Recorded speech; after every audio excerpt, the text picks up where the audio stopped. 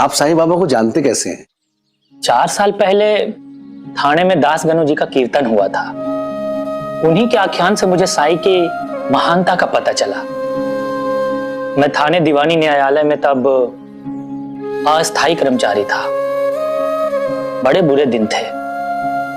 मैंने मन ही मन साईं से मन्नत मांगी कि अगर मैं अगली परीक्षा पार कर लेता हूं और मेरी नौकरी पक्की हो जाती है तो मैं शिरडी आऊंगा और खड़ी साखर का प्रसाद चढ़ाऊंगा और सबको खड़ी साखर बांटूंगा।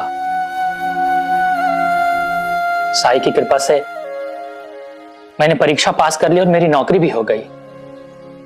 लेकिन गृहस्थी के झमेले में इतना फंस गया कि शिरडी कभी जा ही नहीं पाया।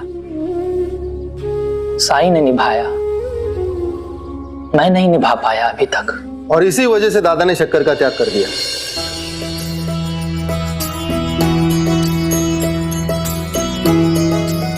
यही है मेरा छोटा भाई वेंकटेश। और वेंकटेश, यह है चांदोरकर साहिब।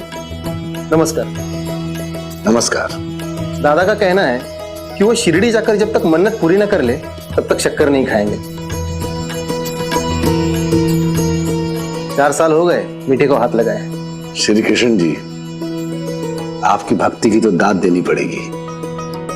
ऐसे हमारे साईं बहुत दयालु हैं। अगर आप थोड़ी शक्कर खा लेंगे तो बाबा बुरा नहीं मानेंगे। लेकिन साईं को पता होगा दादा के बारे में।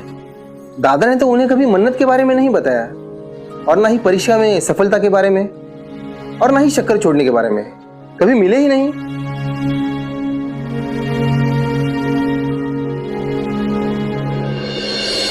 इन्हें कैसे समझाऊं?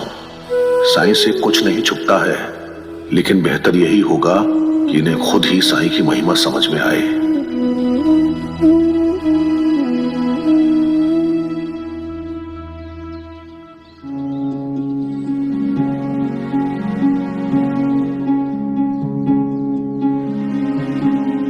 तो समझ लीजिए, साईं को सब कुछ बताने का समय आ गया है।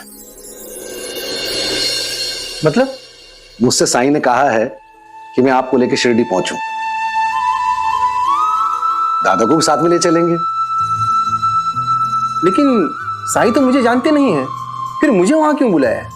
अब देखिए, जितना मैं जानता हूं समझता हूं उतना ही बता सकता हूं। बाकी साईं की लीला तो साईं ही जाने। साईं की तार में लिखा था कि मैं आपको बताऊं कि आपकी 2 साल की मेहनत रंग लाने वाली है।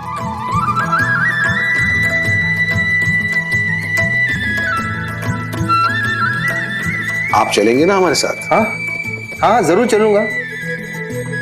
लेकिन एक बात मेरे समझ में नहीं आ रही। शिरडी के आसपास कई नगर हैं और वहां कई पुलिस वाले भी हैं, फिर साईं ने मुझे ही क्यों?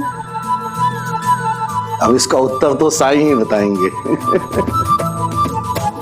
आप चलने की तैयारी कीजिए, हम कल सुबह शिरडी के लिए निकलेंगे।